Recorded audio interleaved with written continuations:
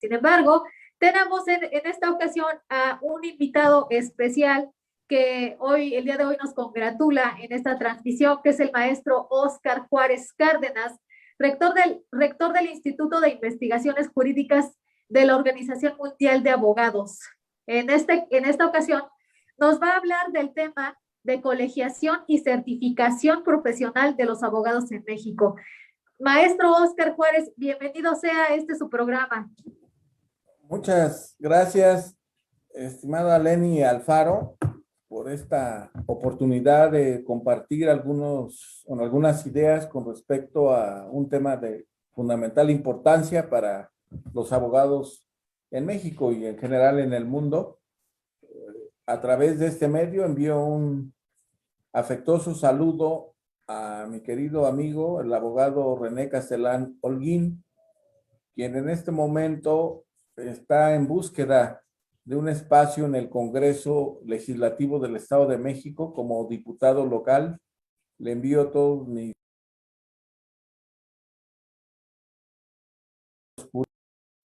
mexicanos poder estar en los congresos locales y en el Congreso de la Unión para poder impulsar las reformas necesarias que permitan que nuestro gremio y en general la legislación que se emite en estos órganos sea de mayor calidad jurídica. Dicho esto, ya puedo iniciar, tú dime. Ya puedo iniciar, Lenny. Muchas gracias. Durante muchos años, dentro del ámbito jurídico nacional, dentro de la abogacía, de los aspectos académicos en las universidades, ha sido motivo de investigadores del Instituto de Investigaciones Jurídicas de la UNAM, de trabajos, de tesis profesionales de licenciatura, maestría y doctorado, el tema de la colegiación y la certificación profesional de los abogados en México. Como sabemos, en México se tiene una antigua historia con respecto a la colegiación. Diríamos que es una de las instituciones más antiguas jurídicas. La más antigua es la institución municipal. Recordemos que cuando llega al continente hoy americano, al macizo americano, Hernán Cortés echa mano de una de las instituciones más antiguas en España. Él había sido estudiante en Derecho en la Universidad de Salamanca y echa mano de una de las instituciones más prestigiadas ya, que es el municipio que prevalece. Son instituciones así como arcaísmos, pero en el sentido que son de tiempos pretéritos, pero sin embargo vigentes, porque los ayuntamientos los vemos en los municipios de todos nuestros estados de la República y se volvió a instaurar en la Ciudad de México. De esa misma antigüedad, 1523 se emite la cédula real de fundación de la universidad y se dicta la primera cátedra en Derecho, pero adelante, después de crearse la cátedra en Derecho e impartirse la Instituta de Leyes, se crea el Colegio de Abogados de México. Todavía existe el Real e Ilustre Colegio de Abogados de México. Es el primer colegio que se establece en nuestro país que existe. Eso es importante. Por eso hice ese parangón en la historia con la institución municipal, porque son instituciones que persisten por su importancia. En esa época, para poder litigar, defender o acudir a los tribunales, hay que recordar que fueron 3 siglos. Todavía de vida independiente no cubrimos esos 3 siglos que cubrió la colonia en México. Apenas llevamos 2 siglos de vida independiente. Entonces, durante 3 siglos, Para poder litigar en los tribunales, había que estar afiliado al Real y Ilustre Colegio de Abogados de México, necesariamente. O sea que la colegiación era colegiación obligatoria. Y bueno, con toda ese sentido tradicional, inspirado el Colegio de Abogados de México a la imagen y semejanza del ilustre Colegio de Abogados de Madrid, que tuve la posibilidad de visitar en el 2014, estar ahí en los encuentros de Madrid.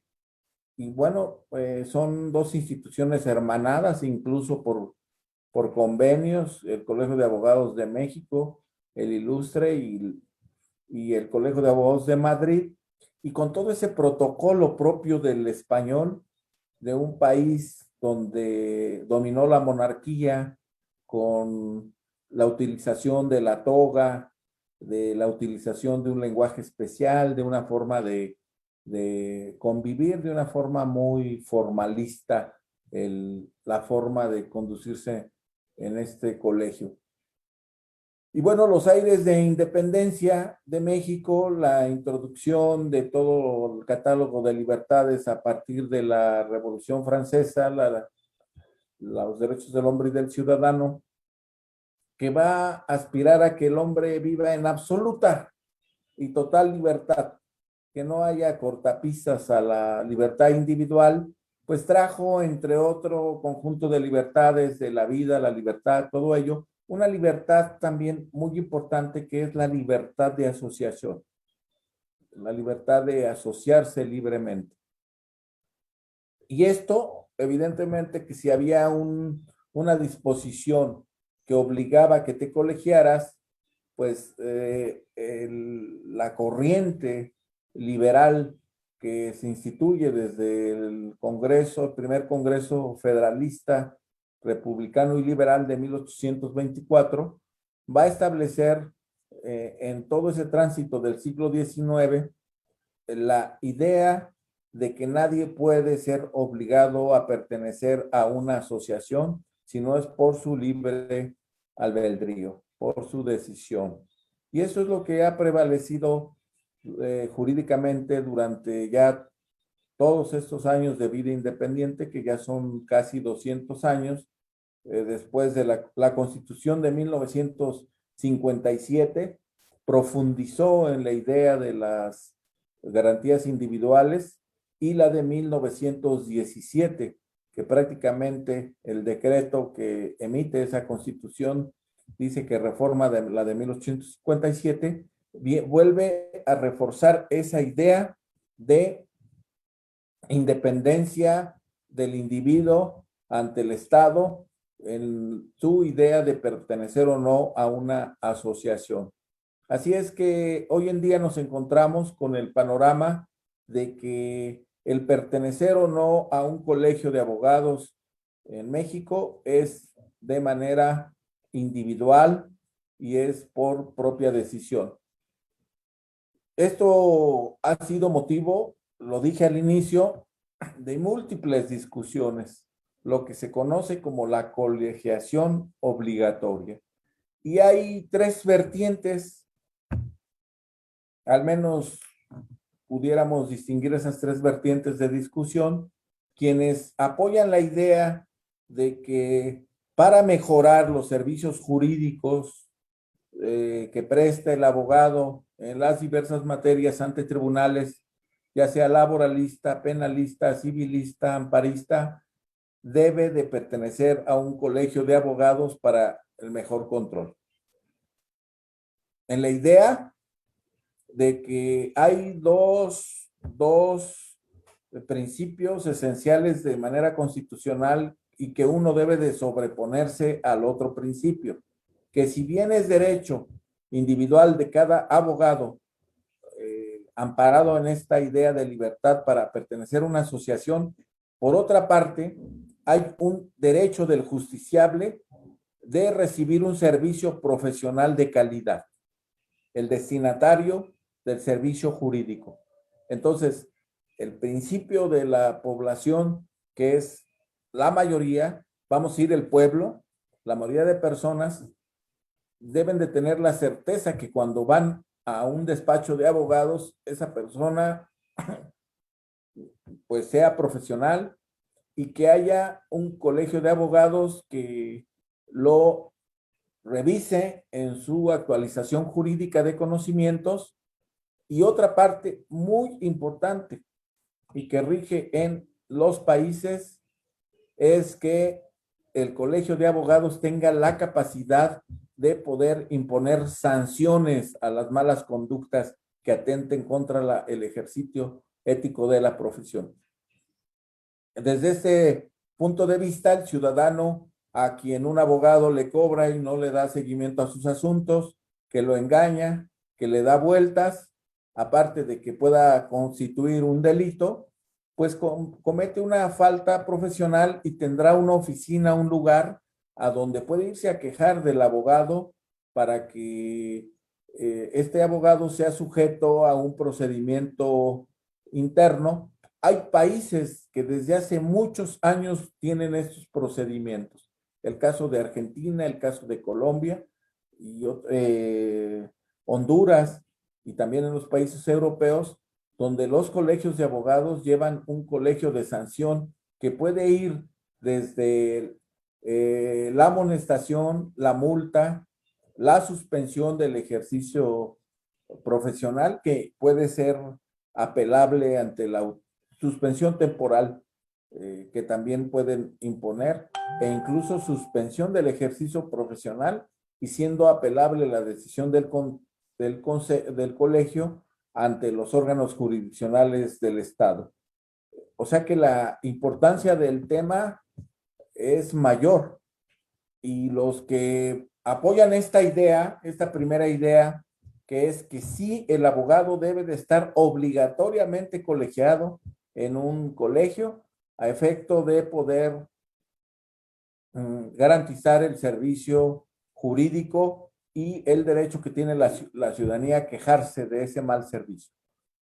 La segunda postura es referente a la posibilidad de que no sean, es la postura contraria, de que se decida que sea por voluntad del abogado el que quiera actualizarse, el que quiera estar activo en un colegio, y que más bien sea lo atractivo del colegio de abogados con un conjunto de actividades como los cursos permanentes, la capacitación continua de buena calidad, el ofrecimiento de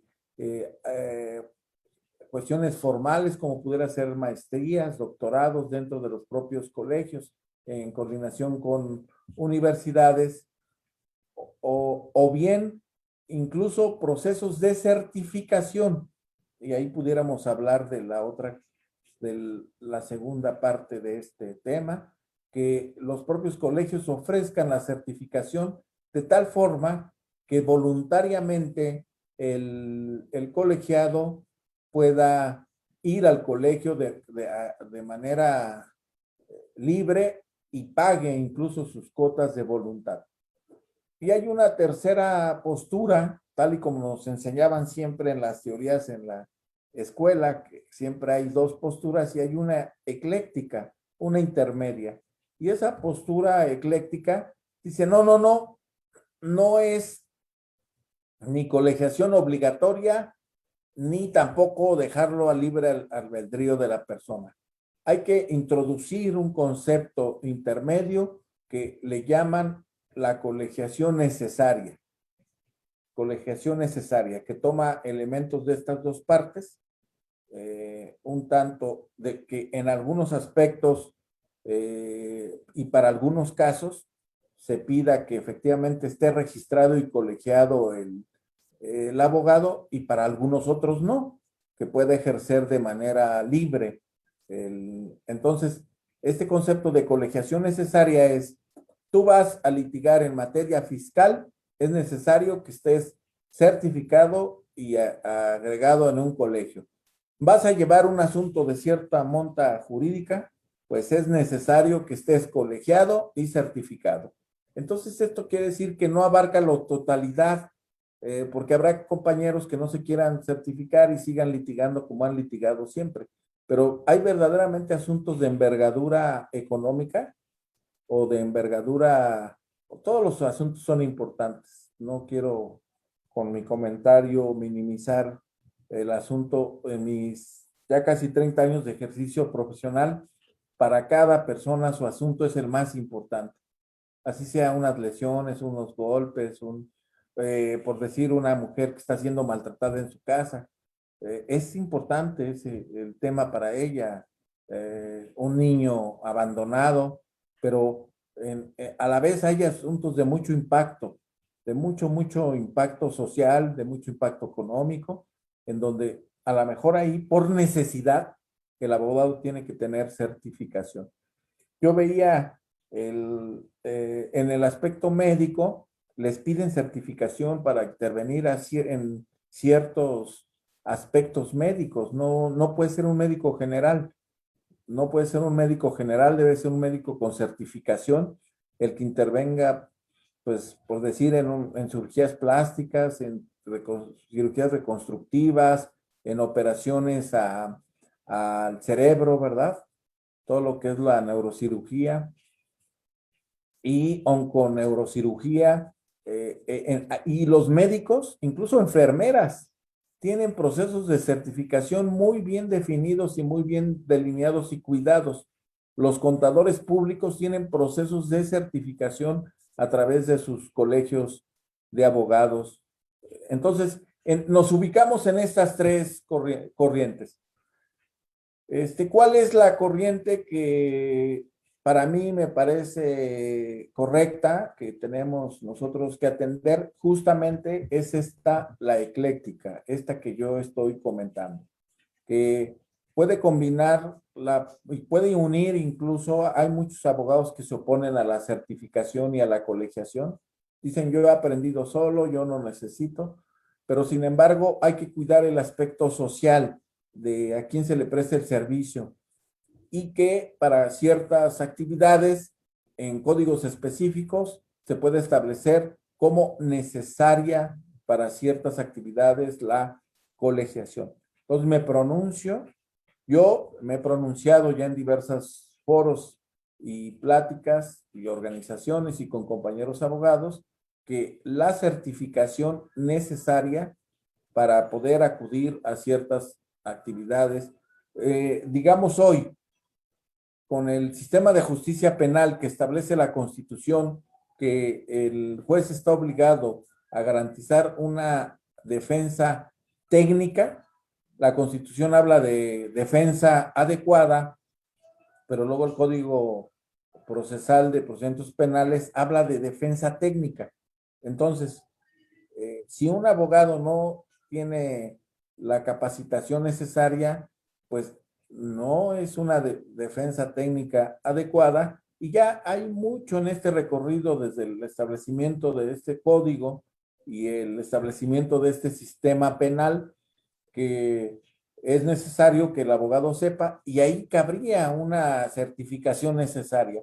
Es necesaria porque te van a revisar en el juzgado para que tú tengas esos conocimientos, y los colegios pueden cubrir esa parte.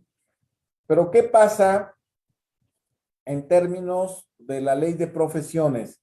Resulta que nos rige en la actualidad una ley reglamentaria del artículo 5º constitucional relativo al ejercicio de las profesiones en México. Específicamente dice de la Ciudad de México. Estamos tan atrasados. Esta fue publicada en el Diario Oficial de la Federación el 26 de mayo de 1945 con Ávila Camacho, el presidente Ávila Camacho. No tendría problema la antigüedad. Tenemos el Código de Comercio que es antes de la Constitución del 17. Lo emitió Porfirio Díaz y es una legislación que a mí me sorprende que siga en vigencia a pesar de que tenga tanto tiempo y es anterior a la Constitución de 1917 y es vigente. Es vigente el Código de Comercio. Y no, no lo han cambiado porque ha servido, le han hecho muchas modificaciones. Sin embargo, esta ley del ejercicio profesional sí ha quedado obsoleta. Tiene cuestiones tan fuera de contexto como que solo se aceptan 5 colegios de abogados, 5 colegios por materia, por profesión. Y esto la autoridad lo ha tomado a pie juntillas.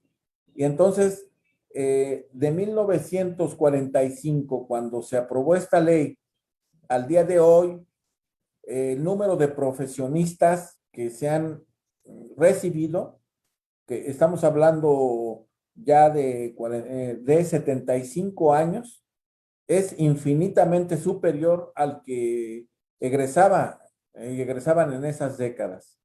Antes era muy complicado que alguien viniera a estudiar a la UNAM o que fuera la capital de sus estados, y hoy tenemos universidades en los municipios, en las provincias, tenemos tecnológicos y es mayor el número de profesionistas. Esta ley ha requerido de la modificación de manera permanente. Entonces, dentro de sus malas cosas, pero además, esta ley, de una manera premeditada y por así considerarlo, no contempla que los colegios, establece los colegios de profesionistas, pero el conjunto de actividades que le fija a los colegios de profesionistas son verdaderamente intrascendentes, ¿sí? De tal manera que nos ponen así como que los colegios deberán de velar por buen ejercicio, la ética profesional y cuestiones muy bellas desde el punto de vista conceptual, filosófico, del el querer tener un buen ejercicio profesional. Pero sabemos que eso no basta para poder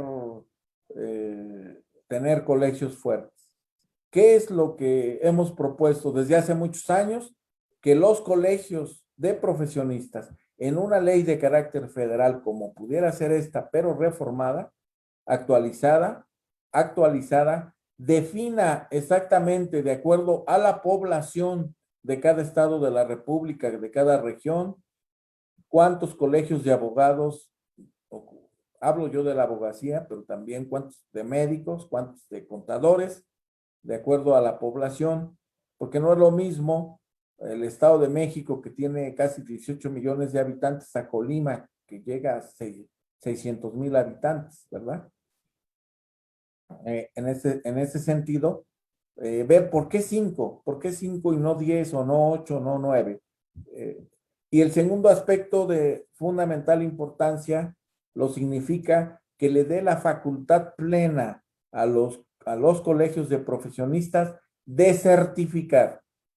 La labor más importante que debe de tener un colegio a la par de la preparación continua, lo significa esa facultad de certificar.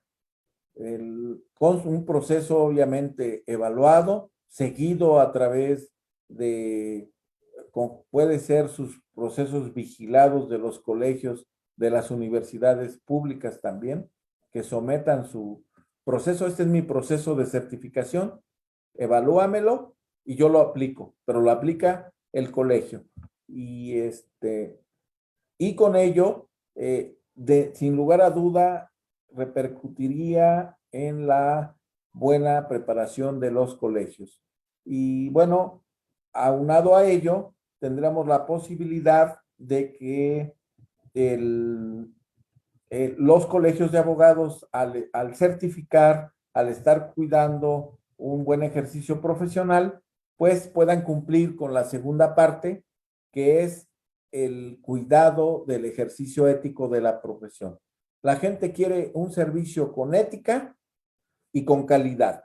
La calidad lo da la certificación y la ética la puede cuidar el colegio a través de sus organismos también de carácter jurisdiccional. Por eso estas dos funciones son fundamentales en una nueva ley de profesiones. Repito, 3 puntos. ampliar el número de colegios, no pueden ser 5 nada más al crecimiento de población, la facultad de certificación y la facultad de imponer sanciones a aquellos que violen el código de ética, que pueda llevar un conjunto de cuestiones como la suspensión temporal definitiva del ejercicio al profesionista que incumpla en graves violaciones a los que acuden a solicitar sus servicios profesionales.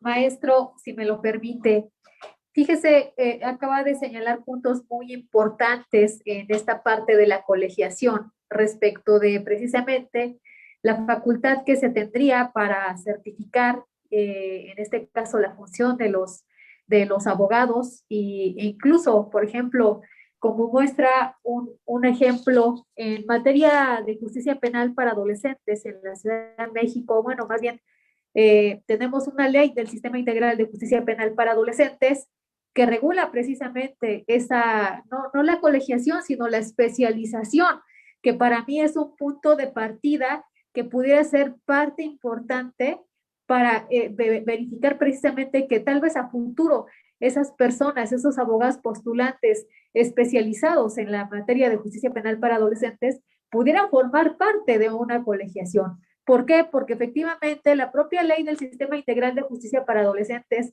nos dice que si nosotros no tenemos esa especialización como abogados postulantes, abogados penalistas, no importa que tengas maestría, no importa que tengas doctorado, sino lo importante es que tengas esa especialización para poder representar a un adolescente. Y esa especialización, pues, precisamente es parte fundamental de el estudio específico de protocolos, de tratos internacionales, de los derechos especiales del niño, de protocolos aquí en México también, en donde involucren a niños, niñas y adolescentes, ¿no? Entender cada grupo etario, y esa parte es muy importante porque deviene, pareciera que es algo en donde pudiera ser que después se venga a acotar precisamente en una colegiación de abogados para ejercer la justicia penal para adolescentes o representar a alguna adolescente en conflicto con la ley penal o alguna víctima adolescente de un tipo o de un delito en la materia, ¿no?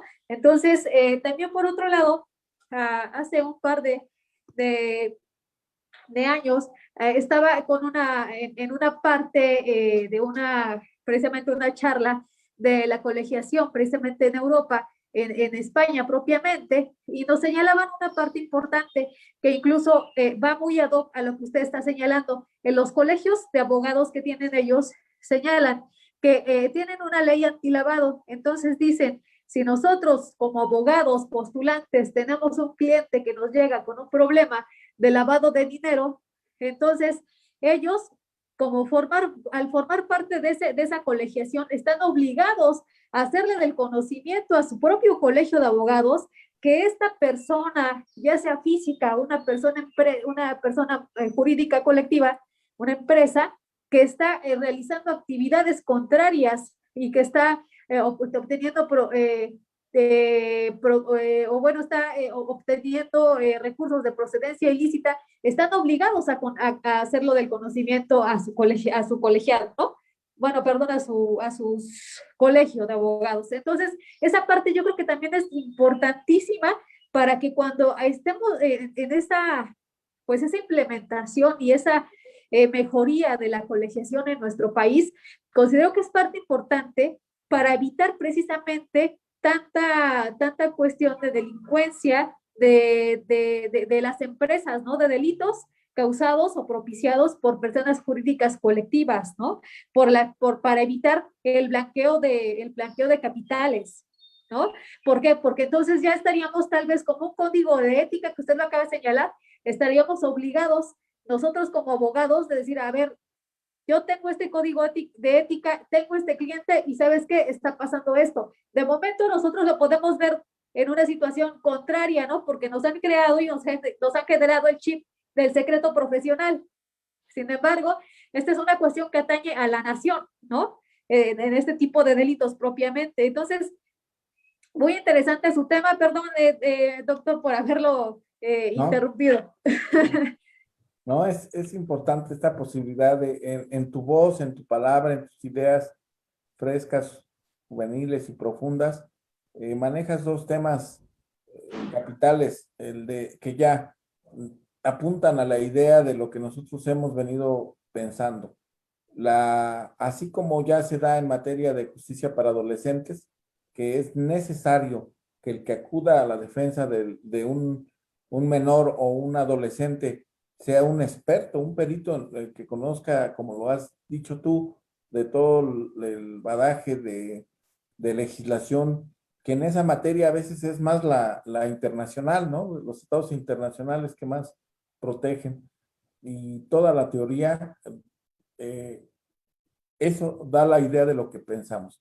Y lo segundo, no menos importante, y que tiene que ver con la importancia de que el fortalecer los colegios a nivel local ayudan a ese relacionamiento con el ejercicio profesional en otras partes del mundo. El derecho se ha globalizado como muchas de las actividades y no es posible que nosotros quedemos aislados, sino por el contrario, el hecho de que un colegio pueda certificar en diversas materias con el conocimiento y con la ayuda de otros colegas de otros países.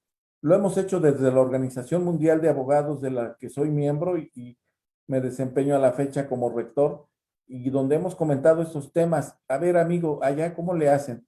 Lo que yo te comento, pues lo hemos comentado con otros colegios, te digo, con Colombia, con Argentina, y lamentablemente México es uno de los países más atrasados en materia de colegiación.